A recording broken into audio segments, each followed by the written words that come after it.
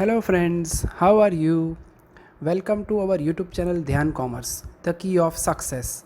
Please like, subscribe, share and press bell icon for notifications. Thank you.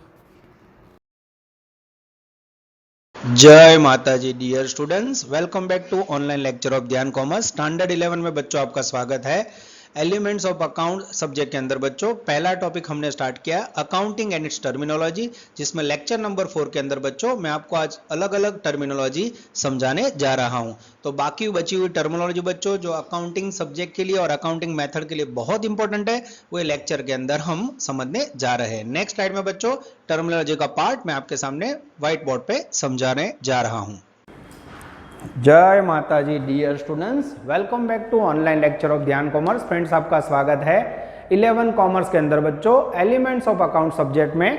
आज हम accounting and it's terminology में सफर को आगे बढ़ा रहे हैं, जिसमें बच्चों लास्ट लेक्चर में हमने अलग अलग टर्मिनोलॉजी देखी, अनदर टर्मिनोलॉजी देखी। आज हम उसके अंदर लेने जा रहे हैं बच्चों कुछ another terminology, receivables and payables, जिससे रिलेटेड कुछ वर्ड्स मैं आपको समझाने जा रहा हूं।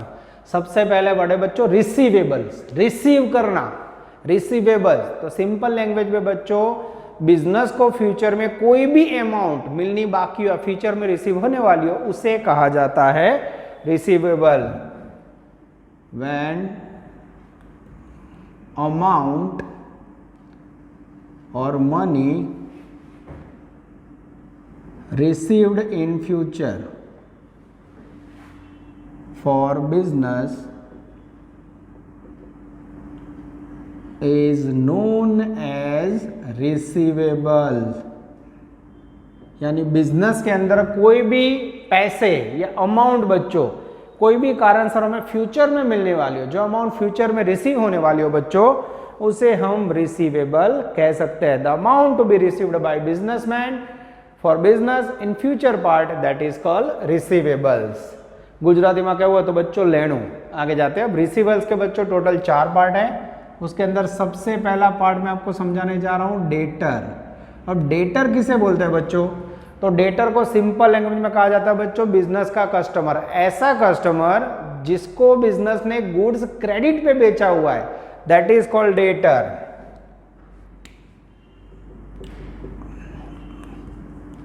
Goods sold on credit to a person is called debtor. कोई भी कस्टमर को बच्चों आपने क्रेडिट पे गुड्स बेचा हो तो उसे कहा जाता है डेटर या कस्टमर। सपोज बच्चों एग्जांपल लेते हैं, कन्नू भाई को मैंने ₹5000 का गुड्स सोल्ड किया। After 2 month ₹5000 will be given. अगर बच्चों आपको कन्नू भाई को माल बेचा आपने, कन्नू भाई आपके रिलेटिव है, पहचान वाले हैं, आपसे अच्छे रिलेशन है, तो उन्होंने बोला कि मैं 2 महीने के बाद आपको 5000 रुपये उधार माल के पैसे दे दूंगा, तो दैट इज कॉल्ड रिसीवेबल बच्चों। तो कन्नू भाई हमें 2 महीने के बाद फ्यूचर में अमाउंट रिसीव करवाएंगे, देंगे, that is why it is called receivable. Second important word है बच्चों रिसीवेबल में बिल्स रिसीवेबल। अब ये बच्चों बहुत ही इंपॉर्टेंट वर्ड है। अब बच्चों ऊपर का एग्जाम्पल ही हम कंटिन्यू करते हैं। सपोज हमने कन्नू भाई को गुड्स बेचा, अब कन्नू भाई हमें 2 महीने के बाद पैसे देने वाला है, उन्होंने ओरली ऐसा एक्सेप्ट किया है। अब सपोज 2 महीने के बाद कन्नू भाई फिर गए बच्चों, उनकी फाइनेंशियल पोजीशन वीक हो, अगर उन्होंने पैसे नहीं दिए तो इन दिस कंडीशन बच्चों बिजनेस के ऊपर लॉस आने का जोखिम रहता है। तो बच्चों जब इस प्रकार का कोई कस्टमर जिसको आपने उधार माल बेचा हो, वो उधार माल बेचने के बाद एविडेंस और प्रूफ के तौर पे बच्चों आज के जमाने में कोई पर्सन चेक लेता है। जैसे मैं कन्नू भाई को बोल दूं कि आप 2 महीने के बाद 5000 देने वाला हो, तो आप 2 महीने के बाद का चेक लिखो, चेक पे साइन करो, और फिर जब आप 5000 दोगे तो मैं चेक वापस कर दूंगा। तो ऐसे एविडेंस में चेक लूं। वैसे ही बच्चों पहले के जमाने में एक रिटर्न लेटर या कागज या पर्ची दी जाती थी, जिसके अंदर लिखा होता है कि मैं कन्नू भाई 5000 रुपये 2 महीने के बाद दे दूंगा। इस प्रकार का रिटर्न लेटर उसे इंग्लिश में बोलते हैं बच्चों बिल्स रिसीवेबल। तो जब भी कोई मर्चेंट द्वारा, बिजनेसमैन द्वारा कोई ग्राहक को इस प्रकार का उधार माल बेचा जाता है और उसमें ओरल बेस पे अगर पैसे लेने का प्रूफ लिया जाए बच्चों, तो उसे डेटर बोला जाता है। पर वही डेटर या ग्राहक से रिटर्न में प्रूफ लिया जाए जिसके अंदर कस्टमर की साइन हो और बिजनेसमैन की साइन हो, तो इस प्रकार के रिटर्न एविडेंस को बोला जाता है बच्चों बिल्स रिसीवेबल। तो बिल्स भी बच्चों एक प्रकार का रिटर्न एविडेंस है। इसमें कस्टमर जो तारीख पे पैसे देने वाला है, सपोज यहाँ डेट लिखी आफ्टर 2 महीने के बाद की 31/5/2023, तो कंफर्म ये डेट पे कस्टमर को पैसे देने पड़ेंगे, उसमें कुछ भी आगे पीछे नहीं हो सकता। तो जब बच्चों विश्वास हो तो ओरली नोट दिया जाता है, और जब विश्वास ना हो तो कई बार इस प्रकार की बिल्स दी जाती है जिसे बिल्स रिसीवेबल कहा जाता है। और ये बिल्स बच्चों पहले के जमाने में यूज होती थी। आज के जमाने में मैंने बोला ना, किसी से अगर आपके पास एविडेंस के तौर पे पैसों के लिए कुछ लेना हो तो प्रूफ के तौर पे चेक लिया जाता है, चेक दिया जाता है। क्लियर बच्चों? इससे जुड़ा हुआ पूरा चैप्टर आपको पार्ट 2 में अकाउंट में पढ़ना है बच्चों दिसंबर के बाद, तो जरा भी टेंशन मत लीजिए, बिल्स रिसीवेबल वर्ड डीप में आगे आएगा। उसके बाद थर्ड वर्ड है बच्चों आउटस्टैंडिंग इनकम। यस, जो भी इनकम बच्चों अभी रिसीव नहीं, सपोज आपने गुड्स बेच दिया पर उसके कुछ पैसे रिसीव होना बाकी है, तो उससे बोला जाता है आउटस्टैंडिंग इनकम। एग्जांपल लेते हैं बच्चों, सपोज आपने गुड्स रुपीज 10,000 का सेल्स किया, but rupees 2,000 will be received या रिसीवेबल आफ्टर 1 मंथ या आफ्टर 2 मंथ। ग्राहक को बच्चों आपने 10,000 का माल बेचा और उसने बोला है कि 2,000 रुपए वो आपको 2 महीने के बाद देगा, तो that is called receivables, the amount which is to be received in future. या उसके बाद बच्चों कह सकते हैं आउटस्टैंडिंग कमीशन। हमें कमीशन, हमने काम किया बिजनेस के अंदर, इनकम के तौर पर कमीशन रिसीव होना बाकी है। आउटस्टैंडिंग इंटरेस्ट, हमने बच्चों अकाउंटिंग ईयर के लिए पैसे इन्वेस्ट किए थे, उसके ऊपर इंटरेस्ट ड्यू हो चुका है, अभी रिसीव हुआ, तो that is called outstanding interest. Outstanding brokerage. तो इस प्रकार के बहुत सारे एग्जाम्पल है बच्चों जिसमें आपने वर्क कर दिया हो, गुड्स बेच दिया हो, पर आपको पैसे रिसीव करना बाकी हो, तो इस प्रकार के इनकम को बोला जाता है आउटस्टैंडिंग इनकम। उसके बाद है बच्चों next word last, prepaid expenses. अब बच्चों नाम से ही पता चल रहा है प्रीपेड एक्सपेंसेस। जैसे बच्चों आप लोग मोबाइल के लिए कार्ड यूज करते हो प्रीपेड, उसमें क्या करते हो, सपोज समझो 3 महीने का आपने प्रीपेड कार्ड लिया है, तो आप 3 महीने का एडवांस सपोज 684 रुपीज या 600 का रिचार्ज करवा दो, तो आपने 600 रुपए दिए, उसके बाद कंपनी आपको 3 महीने के लिए मोबाइल नेटवर्क यूज करने की परमिशन देती है। तो कोई भी एक्सपेंसेस बच्चों फ्यूचर के लिए अगर आप एडवांस पेमेंट करते हो तो उससे बोला जाता है prepaid expenses, that is called receivables for business. जैसे बच्चों हमारा अकाउंट ईयर में पूरा हो रहा है 31 मार्च 2023, ठीक है। अब मैंने फैक्ट्री भाड़े पे लिया, पर मैंने फैक्ट्री का भाड़ा बच्चों 1/4/23 से 30/6/23 बच्चों, ये बच्चों एडवांस रेंट पेमेंट कर दिया है। तो एडवांस रेंट अगर मैंने बच्चों 50,000 इसका पेमेंट कर दिया हो तो that is called prepaid expenses.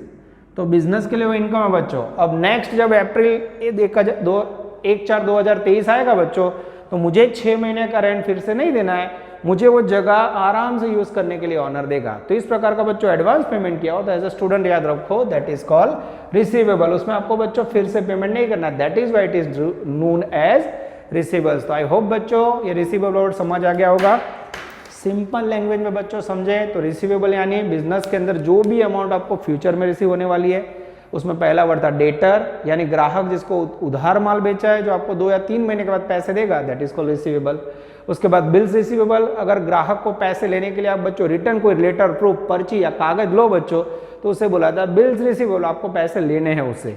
Third word बच्चों आउटस्टैंडिंग इनकम, कस्टमर ने सपोज 10,000 है उसमें से 2,000 फ्यूचर में देने का वादा किया हो तो that is called outstanding income. और प्रीपेड एक्सपेंस बच्चों जिसमें आपने कोई एडवांस पेमेंट नेक्स्ट ईयर का कर दिया हो तो that is called your receivables. Video pause कीजिए बच्चों और चारों पॉइंट नोट डाउन कर लीजिए। डियर स्टूडेंट्स, अब मैं आपको समझाने जा रहा हूं बच्चों रेसिप्रोकल वर्ड पेएबल्स, जो रिसीवेबल का टोटली ऑपोजिट है बच्चों।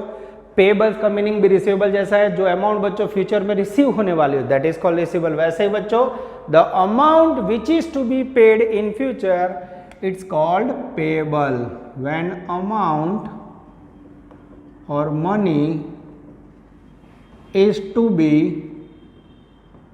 paid in future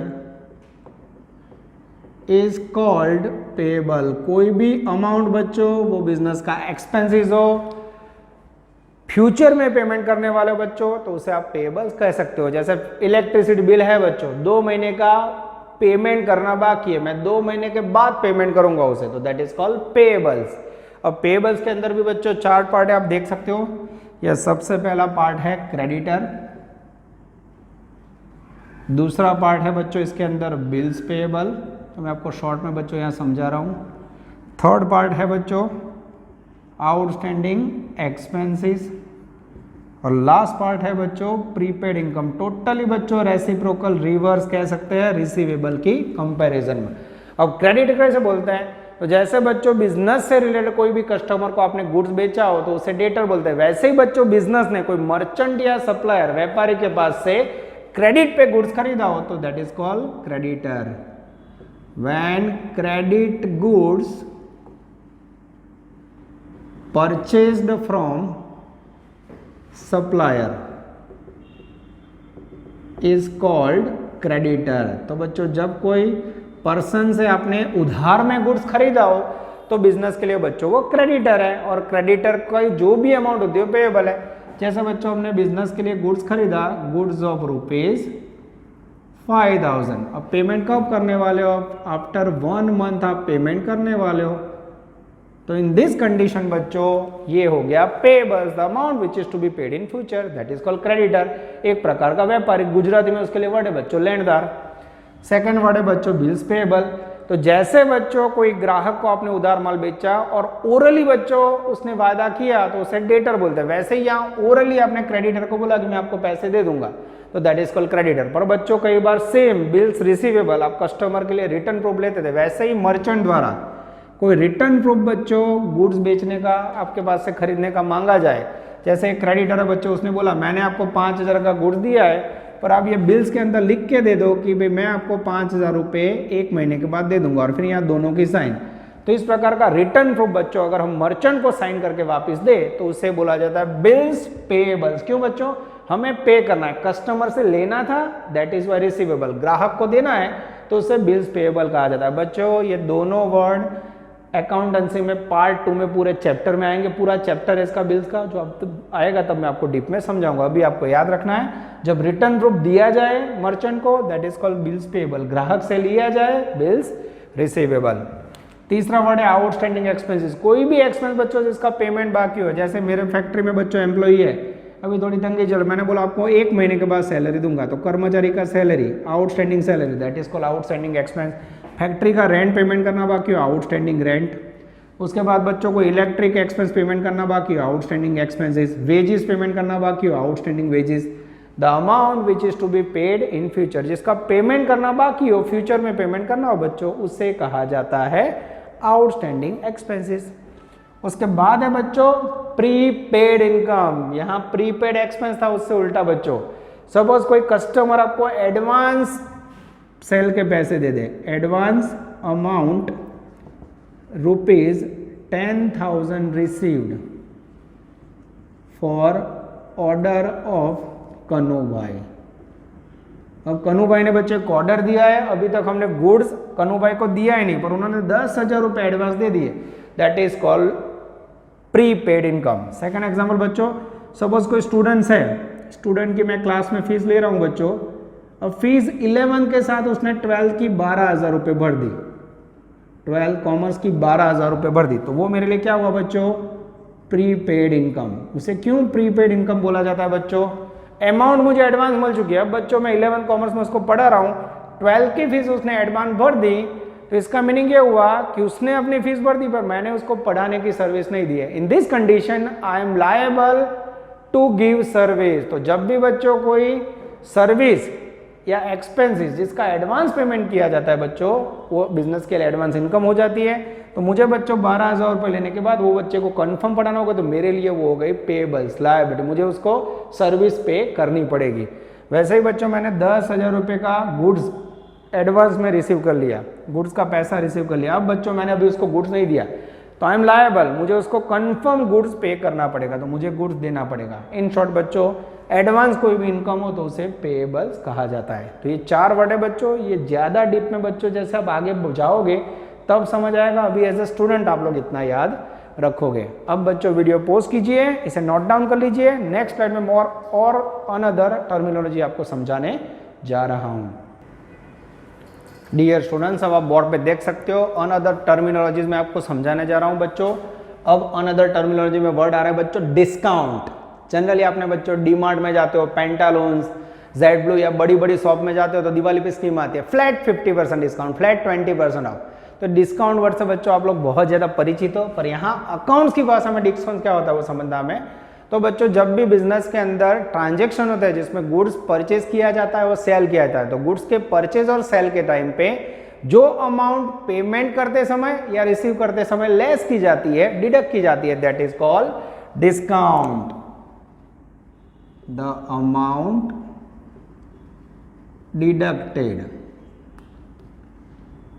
deducted or less at the time of purchase and sell is called discount। Suppose बच्चों आप होलसेल में से 10,000 रुपये का गुड्स आपने खरीदा, जब आप गुड्स का पेमेंट करने गए तो व्यापारी ने आपको 1,000 रुपये कम लिए। उसने बोला कि जाओ आज आपको 1,000 रुपये डिस्काउंट दे रहे हैं, हमारी स्कीम चल रही है। तो 10,000 रुपये का गुड्स आपको 9,000 में रिसीव हो बच्चों, तो 1,000 रुपये जो डिडक्ट हुआ दैट इज कॉल्ड डिस्काउंट। अब डिस्काउंट के बच्चों टोटल 4 टाइप्स है जो आपको स्टडी करना है। डिस्काउंट के अंदर सबसे पहला टाइप है ट्रेड डिस्काउंट। अब ये ट्रेड डिस्काउंट क्या होता है बच्चों? तो ट्रेड डिस्काउंट मोस्ट प्रॉब्ली व्यापारी द्वारा गुड्स परचेज करते समय या कस्टमर को सेल करते समय दिया जाता है। एग्जाम्पल से समझते हैं। सपोज अब बच्चों होलसेल में सपोज आप टी शर्ट लेने गए तो व्यापारी ने बोला कि ये टी शर्ट टोटल 500 रुपीज़ की है। कितने की है? 500 रुपीज़ की टी शर्ट है, और अभी 2 दिन स्कीम चल रही है तो हम आपको 20% डिस्काउंट देंगे। तो 20% डिस्काउंट लेस करो बच्चों तो लगभग 100 रुपये होंगे, आपको टी शर्ट रिसीव होगी 400 रुपये में। तो होलसेल में आपको 500 रुपये की प्रिंट वाली टी शर्ट, MRP वाली टी शर्ट 400 रुपये में रिसीव हो बच्चों, तो that is called trade discount. और ये जो ट्रेड डिस्काउंट है बच्चों उसका कहीं भी रिकॉर्डिंग नहीं होता अकाउंट के अंदर, नॉट रिकॉर्डेड। तो यहाँ खास ध्यान रखना है, नॉट रिकॉर्डेड इन अकाउंट। हमें बच्चों मात्र अकाउंट के अंदर 400 में टी शर्ट पड़ी उसी की एंट्री करनी है। पर कई बार बच्चों कोई ग्राहक है, अब आपका रेगुलर ग्राहक है बच्चों, ₹100 MRP है, सेलिंग प्राइस है, स्पेशल कस्टमर है, एवरीडे आपके बिजनेस में आता है, थोड़ा रिलेशन निकला, तो आपने उसको बच्चों 10% डिस्काउंट ऑफर किया, ट्रेड डिस्काउंट के भी स्पेशली आप जैसे कस्टमर को हम 10% कम प्राइस देंगे। तो इन दिस कंडीशन 10 रुपये लेस हो जाएगा। तो यहाँ जो 10 रुपये कम हुए that is called trade discount. तो बच्चों गुड्स परचेज करते समय या सेल करते समय को पर्टिकुलर पर्सन्स को अमाउंट लेस ली जाए तो उसे डिस्काउंट के अंदर कहा जाता है ट्रेड डिस्काउंट। ये बच्चों वर्किंग में ध्यान में नहीं लिया जाता है। तो जब बच्चों 400 में आप गुड्स खरीदोगे तो व्यापारी 400 रुपये की एंट्री करेगा, ग्राहक को जब 90 में बेचोगे तो 90 रुपये सेलिंग प्राइस गिनी जाएगी। उसके बाद है बच्चों second important point, cash discount. Cash discount बच्चों कस्टमर को या फिर व्यापारी को immediately cash, quickly cash realise हो इसलिए दिया जाता है। तो quick cash, quickly cash realised करने के लिए बच्चों जो डिस्काउंट दिया जाए that is called cash discount. Suppose एक कस्टमर है बच्चों, रीना बहन। अब रीना बहन को आपने टोटल 20,000 रुपये का गुड्स सोल्ड किया है। कितने का? 20,000 का। वो आपको 2 महीने के बाद पेमेंट देने वाली है। अब बच्चों आपको क्विकली बिजनेस में कैश की जरूरत है तो आपने रीना बहन को ऑफर की कि if you paid money in 15 days then 2,000 will be discount. आप यहाँ ऑफर दे रहे हो बच्चों, अगर रीना बहन 20,000 रुपये का गुड्स का पैसा जो 2 महीने बाद क्विकली 15 दिन में पेमेंट करे या प्रेजेंट डे में करे तो उसको आप 2,000 रुपये डिस्काउंट देगा, तो that is called cash discount. तो अब इन दिस कंडीशन क्या होगा बच्चों, 20,000 के सामने आपको 2,000 कम मिलेंगे, 18,000 मिलेंगे, तो जो डिस्काउंट है कैश वो आपके लिए लॉस है।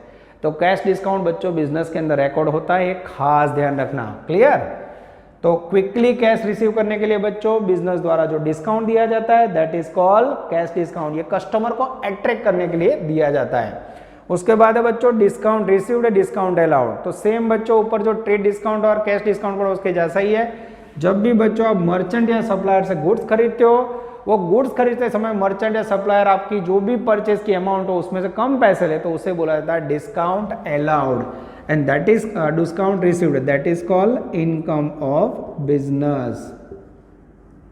जैसे बच्चों आपने टोटल 50,000 रुपये का गुड्स परचेज किया और उसमें 5,000 रुपये व्यापारी ने कम लिए, 5,000 रुपये लेस लिए, तो ये 5,000 रुपये जो लेस लिए that is called discount received for business. तो कोई मर्चेंट या बायर से बच्चों अगर आप गुड्स खरीदते और पैसे कम ले due to any reasons that is called discount received. वैसे ही डिस्काउंट अलाउड बच्चों जो आपको कैश डिस्काउंट समय वही, कोई ग्राहक को बच्चों गुड्स बेचते समय आपने सपोज गुड्स सोल्ड किया बच्चों ₹15,000 का, और ये 15,000 का गुड्स बेचते समय बच्चों आपको कस्टमर पहचान वाला लगा रेगुलर रखना है, आपने स्पेशली उसको बच्चों डिस्काउंट दिया 2,000 रुपये।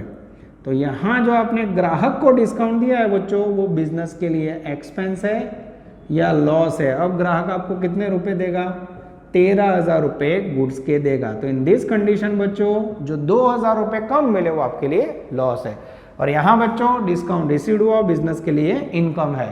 तो ये हो गए बच्चों 4 आउटस्टैंडिंग पॉइंट। फिर से समझ लो बच्चों, नॉर्मल लैंग्वेज में डिस्काउंट यानी गुड्स परचेस करते समय या सेल करते समय जो लेस अमाउंट रिसीव होती है या पेड होती है।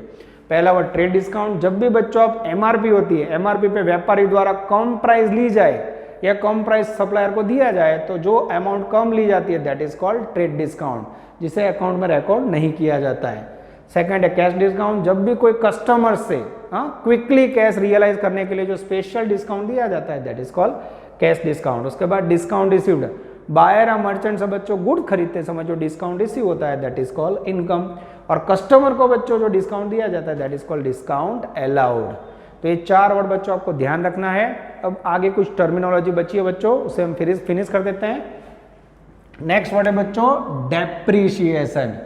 तो सिंपल लैंग्वेज में बच्चों डेप्रीशिएशन का मीनिंग समझना हो तो reduction in value of assets, कोई भी असेट्स की वैल्यू बच्चों रिडक्ट हो जाए ड्यू टू टाइम और ड्यू टू यूसेज। एग्जाम्पल लेते हैं बच्चों, सपोज आपने नया मोबाइल खरीदा, समझो 40,000 रुपए का, ठीक है, आपने 2 महीने वो मोबाइल यूज किया बच्चों। अब 2 महीने के बाद अगर आप वो मोबाइल मार्केट में सेल करोगे तो क्या आपको 50,000 रुपये पहले मिलेंगे? 50,000 का मोबाइल होगा बच्चों तो 2 महीने के बाद मे बी 30,000 आएंगे या 35,000 रुपये। क्यों? आपने जो यूसेज किया उसके कारण वैल्यू की अमाउंट डाउन होती है बच्चों, उसकी वैल्यू डाउन होती है।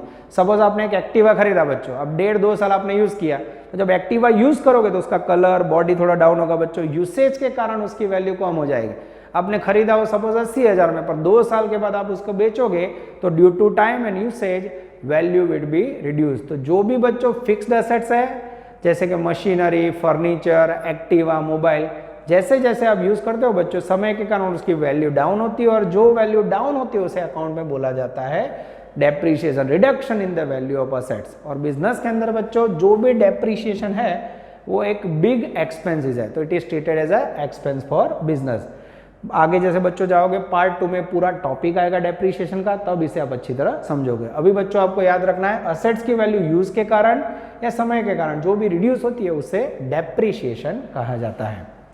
नेक्स्ट वर्ड है बच्चों बैड डेब्ट, गुजराती में कहो तो गालखा, डूबेलू नाणु। ओके, तो कई बार बच्चों कोई कस्टमर को आप उधार माल बेचते हो, when goods sold to customer on credit is called debtor.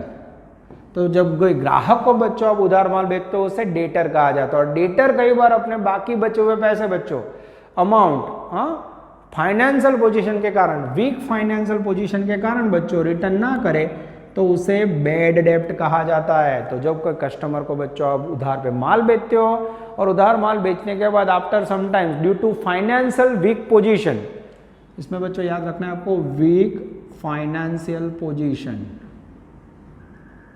amount not received, then it is called bad debt।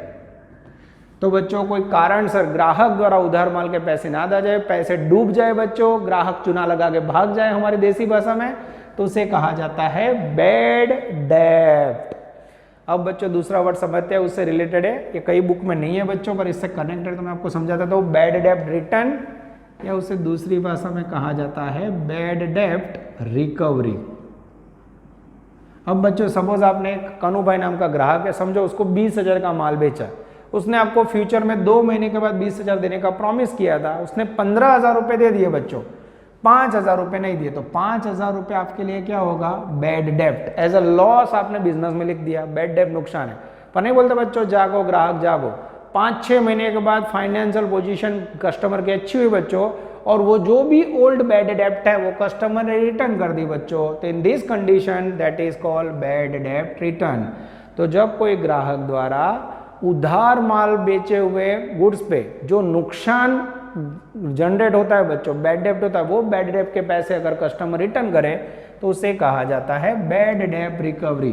तो अगर 5,000 रुपये कस्टमर रिटर्न करे बच्चों, 6 महीने के बाद उसकी फाइनेंशियल पोजीशन अच्छी हो गई, तो वो बैड डेब्ट रिकवरी होगी। बिजनेस के लिए उसे बच्चों कहा जाता है इनकम। तो ओल्ड बैड डेब्ट जो भी रिटर्न ऑफ किया बच्चों, वो अचानक रिटर्न आ जाए, पैसे वापस मिल जाए, तो दैट इज कॉल्ड बैड डेब्ट रिटर्न। गुजराती में क्या हो बच्चों, तो गाल खात परत, नुकसान वापिस आना। आगे समझते हैं बच्चों, उससे 2 वर्ड है सॉल्वेंट इंसॉल्वेंट, उसके जैसे ही है बच्चों, गुजराती में से बोला सॉल्वेंट એટલે સદ્ધર ને इंसॉल्वेंट એટલે अद्धर, ठीक है, ऐसे 2 वर्ड है बच्चों। अब सॉल्वेंट वर्ड बच्चों पर्सन के लिए भी यूज किया जाता है या बिजनेस के लिए भी यूज किया जाता है, सेम इंसॉल्वेंट है। तो जब भी बच्चों कोई पर्सन या बिजनेस अपनी फाइनेंशियल ऑब्लिगेशन यानी अपनी लायबिलिटी कर्जा रेगुलर बेसिस पे पेमेंट करे बच्चों, तो उससे बोला जाता है सॉल्वेंट पर्सन। याद क्या रखना है बच्चों, मेन वर्ड है फाइनेंशियल ऑब्लिगेशन यानी कर्जा। कैसे पेमेंट करना चाहिए, रेगुलर पेड। क्लियर बच्चों। तो जब कोई पर्सन द्वारा अपना financial obligation liability day by day regular basis पे पेमेंट किया जाए, वो पर्सन की हमेशा असेट्स ज्यादा हो इन कंपैरिजन विद लायबिलिटी, तो that is called solvent person. सद्धर मानस नहीं कहते कि भाई ये बिजनेसमैन या बिजनेस बहुत अच्छा है, उसको जब भी उधार माल बेचो तुरंत टाइम पे पैसे आ जाते हैं, ये बिजनेसमैन का काम रेडी हो, डे टू डे ट्रांजेक्शन में पैसे बहुत ही संभाल के देता है, तो ऐसे पर्सन को सद्धर पर्सन, सॉल्वेंट पर्सन या सॉल्वेंट बिजनेस कहा जाता है। तो बच्चों पर्सन यानी ऑनर या बिजनेस दोनों के लिए सॉल्वेंट पोजीशन बहुत ही फायदे कारक है बच्चों। उसके बाद है उससे उल्टा इनसॉल्वेंट। तो जब भी बच्चों कोई पर्सन अपनी फाइनेंशियल ऑब्लिगेशन यानी कर्जा नॉट पेड रेगुलरली, जब बच्चों अपना फाइनेंशियल ऑब्लिगेशन रेगुलर बेसिस पे पेमेंट ना करे, उसकी लायबिलिटी ज्यादा हो जाए असेट्स की कंपैरिजन में, तो that is called insolvent person. तो जब कोई व्यक्ति का बच्चों कर्जा या लायबिलिटी बढ़ जाए, वो व्यक्ति आपको रेगुलर टाइम पे या बिजनेस टाइम पे पेमेंट ना करे बच्चों, तो ऐसे बिजनेस को या पर्सन को इनसॉल्वेंट अदर नादार पर्सन बोला जाता है बच्चों। इसके लिए दूसरा वर्ड इंग्लिश में बैंकरप्ट भी है बच्चों। तो ऐसे पर्सन के साथ या बिजनेस के साथ कोई बिजनेस ट्रांजेक्शन करता नहीं है, तो ये बहुत ही खराब पोजीशन है बच्चों। तो दोनों वर्ड आपको रिवर्स है खास याद रखने हैं। और उसके बाद है बच्चों डेबिट क्रेडिट सॉरी बच्चों, डेबिट क्रेडिट क्या होता है, तो बच्चों जो भी बिजनेस के ट्रांजेक्शन है, आपने पढ़ा कि जो इसके अंदर बिजनेस बार बार ट्रांजेक्शन करता है, ट्रेडिंग करता है, गुड्स परचेज किया, गुड्स बेचा, रेंट पेमेंट किया, सैलरी पेमेंट करी, कमीशन रिसीव किया, तो ये जो भी बिजनेस ट्रांजेक्शन है बच्चों, उसको अकाउंट में रिकॉर्ड करने की जो सिस्टम है उसे कहा जाता है डबल एंट्री अकाउंटिंग सिस्टम।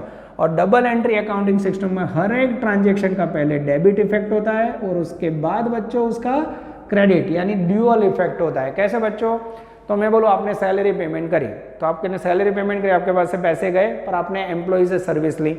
आपने गुड्स बेचा तो गुड्स गया, कैश आया। आपने गुड्स परचेज किया तो गुड्स कम्स इन, पैसे गए। तो इस प्रकार से बच्चों हर एक बिजनेस ट्रांजेक्शन को 2 पार्ट में बांटा जाता है। दैट इज वाई अकाउंट में उसे बुलाता है डेबिट क्रेडिट सिस्टम। तो ये डेबिट और क्रेडिट बच्चों 2 मेथड है जहां आपको बिजनेस के ट्रांजेक्शन को रिकॉर्ड करना है। डेबिट क्रेडिट दोनों पॉइंट ऑफ व्यू से आपको ट्रांजेक्शन बिजनेस में लिखना है। ज्यादा डिप में बच्चों आगे जैसे जैसे आप टॉपिक पढ़ोगे, debit credit double entry system में क्या होता है वो आपको समझ आएगा। Dear students, after completing terminology, most awfully सारी टर्मिनोलॉजी पूरी हो गई बच्चों। अब 2 अनदर शॉर्ट क्वेश्चन बच्चों आपको समझाने जा रहा हूं जो आपको कॉमर्स के अंदर बहुत ही काम लगने वाले हैं। अकाउंट्स की मेथड बच्चों और अकाउंट प्रिपेयर करने के स्टेप्स। तो सबसे पहले देखते हैं बच्चों टाइप्स ऑफ अकाउंटिंग सिस्टम या मेथड। अकाउंटिंग बच्चों लिखने की, अकाउंट्स लिखने की कौन कौन सी मेथड है, जस्ट उसका बच्चों ओवरव्यू याद रखना है, जरा भी टेंशन मत लीजिए। ये बच्चों जब तक आप लोग डीप में पढ़ोगे नहीं आपको नहीं समझ आएगा, जस्ट ओवरव्यू और कॉन्सेप्ट समझना। सबसे पहली मेथड है बच्चों देसी नामा सिस्टम। तो अकाउंट्स को लिखने की बच्चों बहुत ही पुरानी एशियंट मेथड ऐसा कह सकते हैं। आज भी बच्चों देश के कई भागों में जहां मुनीम जी वर्ड सुना है बच्चों, मुनीम जी ग्रेट जाड़ी नोटबुक से अकाउंट लिखते थे बच्चों। मैं एग्जांपल के लिए नोटबुक लिख रहा हूँ, ये तो बच्चों प्रेस बाइंडिंग है, पहले के ज़माने में धागे से बनती थी बच्चों। तो इस प्रकार की रेड नोटबुक के अंदर बच्चों अकाउंट लिखने की जो सिस्टम थी उसे देसी नामा सिस्टम कहा जाता है। तो ये प्राचीन मेथड है बच्चों, एशियन मेथड ऐसा कह सकते हैं। और ये जो मेथड है बच्चों उसमें अकाउंट कोई भी रीजनल लैंग्वेज में लिखा जाता है, जैसे गुजरात में हो तो गुजराती, हाँ बाहर महाराष्ट्र में हो तो मराठी लैंग्वेज में लिख सकते हो। तो इस प्रकार की बच्चों ट्रेडिशनल मेथड है जो सालों से यूज होती है। आज भी बच्चों कई व्यापार यूज करते हैं, पर अब ये आउटडेटेड हो चुकी है बच्चों। इसको कंप्यूटर अकाउंट में लिखना डिफिकल्ट है, इसलिए अब इसका यूज बच्चों धीरे धीरे कम हो रहा है। तो आपको याद क्या रखना है, देसी नामा system is a old and ancient system of accounting. Second है बच्चों जो आज पूरे बिजनेस में जाएगा, जिसके ऊपर पूरा कॉमर्स आपको स्टडी करना है, that is called double entry system. आगे बच्चों मैंने आपको डेबिट क्रेडिट वर्ड भी समझाया टर्मिनोलॉजी। डबल एंट्री सिस्टम का मीनिंग यही होता है बच्चों, हर एक ट्रांजेक्शन के बिजनेस में दो इफेक्ट, एक डेबिट क्रेडिट, क्लियर। तो that is why it is called double entry system, very popular method for writing account. अब इसके अंदर बच्चों टोटल 3 मेथड है, ध्यान से देखना। आपको तो एग्जाम में बच्चों इसके खाली नाम पूछ सकते हैं कि भाई अकाउंटिंग मेथड कौन सी है, तो देशी नाम माना डबल एंट्री। डबल एंट्री में पहली मेथड है बच्चों अक्रूवल और मर्केंटाइल बेस्ड सिस्टम। अब अक्रूवल और मर्केंटाइल बेस्ड सिस्टम क्या है, तो ये ऐसी सिस्टम है बिजनेस के अंदर जिसके अंदर बच्चों मात्र प्रेजेंट या फिर करंट ईयर के अकाउंट्स लिखे जाते हैं, करंट ईयर अकाउंट्स बिजनेस के लिखे जाते हैं, क्लियर बच्चों। तो ये मेथड के अंदर करंट ईयर में, जैसे अभी मेरा फाइनेंशियल ईयर चल रहा है बच्चों 1 अप्रैल 2022 से 31 मार्च 2020, तो पूरे साल में बिजनेस में कितना एक्सपेंस हुआ, कितना इनकम हुआ बच्चों, कितना एक्सपेंस बाकी है, कितना इनकम हो चुका है, कैश रिसीव कितना हुआ, असेट्स कितनी है, लायबिलिटी कितनी है बच्चों। तो इस प्रकार की सारे डिटेल करंट ईयर के लिख के बच्चों अकाउंटिंग किया जाए तो that is called double entry system based on accrual और मर्केंटाइल। मोस्ट वाइडली बच्चों बहुत ही पॉपुलर मेथड है जो बिजनेस द्वारा यूज की जाती है। अब डबल एंट्री सिस्टम में सेकंड मेथड है बच्चों कैश एंड रिसीव्ड है, जिसमें बच्चों कैश रिसीव्ड અને कैश पेमेंट, बस बच्चों इसको ही ध्यान में लिया जाता है। मात्र कैश ट्रांजेक्शन, यानी कोई ग्राहक से पैसे लेने बाकी हो या कोई मर्चेंट को देने बाकी हो तो बच्चों इसमें नहीं लिखा जाता है। तो ये मेथड बच्चों ज़्यादा पॉपुलर नहीं है। खाली कैश ट्रांजेक्शन को लिखोगे तो बच्चों बिजनेस का सही प्रॉफिट एंड लॉस नहीं मिलेगा, तो इट इज़ लेस पॉपुलर। सबसे ज़्यादा पॉपुलर है एक्रूअल और मर्केंटाइल बेस। और उसके बाद है बच्चों third method, that is called hybrid और मिक्स्ड मेथड। इसके अंदर बच्चों क्या किया जाता है, पहली और दोनों मेथड का मिक्सचर किया जाता है। पहली मेथड के बच्चों अक्रूवल बेसिस के अकाउंट भी लिए जाता है और कैश ट्रांजेक्शन भी लिया जाता है। तो पहली और दूसरी दोनों मेथड का यूज करके हाइब्रिड या मिक्स मेथड से अकाउंट लिखे जाता है, जिसमें कैश ट्रांजेक्शन भी लेना है, पिछले साल के ट्रांजेक्शन भी लेना है, करंट ईयर के लिए सब कुछ इसमें रिकॉर्ड किया जाता है। तो इस प्रकार से बच्चों double entry system total 3 method है उसके अंदर, accrual base, mercantile base, cash receive base and third hybrid. सबसे ज्यादा पॉपुलर है बच्चों अक्रूवल और मर्केंटाइल बेस मेथड। तो इसमें बच्चों आपको खाली नेम याद रखना है और कुछ भी नहीं। उसके बाद बच्चों स्टेप्स फॉर प्रिपेयरिंग अकाउंट्स। अब बच्चों अकाउंट्स कैसे प्रिपेयर होते हैं, तो अकाउंट्स का मीनिंग तो आपने आगे समझ लिया है, recording of receipt and payment as well income and expenditure. तो अब बच्चों जो चैप्टर्स आपको स्टडी करने हैं इसके बाद का चैप्टर नंबर 2, 4, 5, 6, 7, 8, तो उसकी डिटेल है बच्चों। तो अभी आपने चैप्टर पढ़े नहीं तो कॉमर्स के अकाउंट्स के चैप्टर के नाम है बच्चों, यहाँ खाली स्टेप है। तो ये नॉलेज के लिए है, इसमें से बच्चों एमसीक्यू या शॉर्ट क्वेश्चन आ सकता है। जस्ट मैं आपको कॉन्सेप्ट या ओवरव्यू समझा रहा हूँ, तो जरा भी टेंशन नहीं लेना है। सबसे पहला स्टेप है बच्चों प्रिपेयरिंग वाउचर्स। अब आपको पता है बच्चों, आगे ही मैंने थियरी में पॉइंट समझा दिया है, टर्मिनोलॉजी में वाउचर आ जगह है। Voucher is a written document evidence और proof of business transaction. Business में कोई भी ट्रांजेक्शन, आपने गुड्स बेचा तुरंत आप कस्टमर को बिल देते हो, आपने मर्चेंट से बाजार में से गुड्स खरीदा बिल देते हो, रेंट पेमेंट किया बिल देते हो, सैलरी पेमेंट की रिसिप्ट देते हो। तो ये जो भी बच्चों बिल रिसिप्ट काउंटर फॉइल होता है उससे बोला जाता है एविडेंस वाउचर, जो ऑलरेडी बच्चों आपने टॉपिक में समझ लिया है। सबसे पहला स्टेप है अकाउंट प्रिपेयर करने का। सेकंड स्टेप है बच्चों आइडेंटिफिकेशन ऑफ ट्रांजेक्शंस। यहाँ बच्चों आपको ट्रांजेक्शंस को आइडेंटिफाई करना है। जैसे कि कैश ट्रांजेक्शन कौन सा है, क्रेडिट ट्रांजेक्शन कौन सा है, असेट्स का ट्रांजेक्शन कौन सा है, लायबिलिटी का कौन सा है, इनकम का ट्रांजेक्शन कौन सा है, एक्सपेंसेस का कौन सा है। तो इस प्रकार से बच्चों आइडेंटिफिकेशन प्रोसेस को बोला जाता है second step for preparing account, जो आपको पढ़ना है बच्चों चैप्टर नंबर 2। इसके बाद का चैप्टर है ड्यूअल इफेक्ट एंड ट्रांजेक्शन, जिसमें आइडेंटिफिकेशन में आपको सिखाने वाला हूँ। थर्ड स्टेप है बच्चों जर्नल एंड सब्सिडरी बुक। अब यहाँ बच्चों जो भी ट्रांजेक्शन आपने आइडेंटिफाई कर लिए, उसके बाद चैप्टर 4, 5 और 6 में आपको जर्नल एंट्री लिखनी है और सब्सिडरी बुक्स बनानी है। जैसे बच्चों हर एक ट्रांजेक्शन की एंट्री लिखी जाती है, जिसमें अकाउंट्स के रूल यूज किए जाते हैं, real account, personal account, nominal account. अब कोई बोले सर ये क्या है, तो अभी बच्चों मैं समझाऊँ आपको, टाइम वेस्ट करूँ उसका कोई मीनिंग नहीं है। तो जर्नल के अंदर बच्चों सारे ट्रांजेक्शन की एंट्रीज के तौर पर डेबिट और क्रेडिट इफेक्ट करके उसको रिकॉर्ड किया जाता है। और सब्सिडरी बुक्स के अंदर बच्चों ट्रांजेक्शन को अलग अलग लिखा जाता है। जैसे परचेज से रिलेटेड सारे क्रेडिट ट्रांजेक्शन परचेज बुक में, सेल से related credit transaction cell book में। इस प्रकार से बच्चों परचेज रिटर्न, सेल्स, बिल्स, ऐसे अलग अलग ट्रांजेक्शन को एक साथ रिकॉर्ड किया जाए बच्चों, तो that is called subsidiary books. उसके बाद बच्चों नेक्स्ट स्टेप है लेजर एंड पोस्टिंग। उसके बाद बच्चों जो जो आपने purchase book, cell book entries लिखी हो, एंट्री के ऊपर से लेजर अकाउंट बनाया जाता है। यानी बच्चों आपकी भाषा में भी सिंपली कहा जाता है, एक पेज बनाया जाता है जिसमें सारे ट्रांजेक्शन कैश के तो कैश अकाउंट के अंदर, परचेज के परचेज अकाउंट के अंदर। तो बच्चों साल के अंत में आपके पास कितना कैश आया, कितना कैश गया, आपने गुड्स कितना परचेज किया, सेल कितना किया बच्चों। तो इस प्रकार से लेजर अकाउंट बना के उसके अंदर बिजनेस ट्रांजेक्शन, जर्नल एंट्री का पोस्टिंग किया जाता है। शॉर्ट में याद रखो बच्चों, डीप में आगे आप पढ़ोगे, ये चैप्टर नंबर 9 है आपका। उसके बाद बच्चों trial balance sheet and adjustment. Last में बच्चों जो भी आपने अकाउंट बनाया, जो भी परचेज का बैलेंस फाइंड किया है, वो बैलेंस इसको लिखा जाता है ट्रायल बैलेंस शीट में, जो अरिथमेटिकली दोनों साइड इक्वल होता है।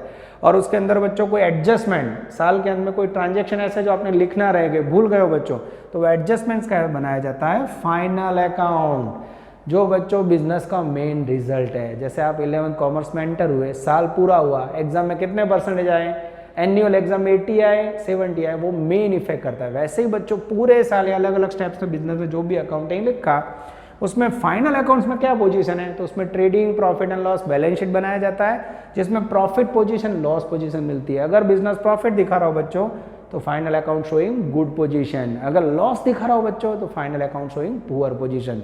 तो बच्चों एज अ स्टूडेंट अभी आपको क्या याद रखना है, just you have to make step. आपको एग्जाम में ऐसा पूछा जाता है कि भाई स्टेप बताइए, सेकंड स्टेप बताइए अकाउंट प्रिपेयर करने लगा, आपको लिखना आइडेंटिफिकेशन ऑफ ट्रांजेक्शन। बोले 4 स्टेप कौन सा है, तो आपको 1 2 3 4 लेजर पोस्टिंग, 5th कौन सा है ट्रायल बैलेंस, 6th कौन सा है फाइनल अकाउंट। तो आपको जस्ट बच्चों स्टेप लिखना है, क्योंकि उसके अंदर का डिटेल पूछेंगे तो वो पॉसिबल है नहीं, क्योंकि अभी आप स्टार्टिंग में ये अकाउंट सीखे नहीं हो। ठीक है बच्चों, तो 2 क्वेश्चन बहुत इंपॉर्टेंट है, खास याद रखना बच्चों, इसके ऊपर पूरा कॉमर्स टिका हुआ है। यहाँ तक रखते हैं बच्चों। नेक्स्ट लेक्चर में अब कुछ बचे हुए क्वेश्चन है, जिसमें advantage of account, limitation of account और कुछ short characters, objectives of account में आपको समझाने जा रहा हूं। यहां तक रखते हैं बच्चों। Take care, all the best, जय माता जी।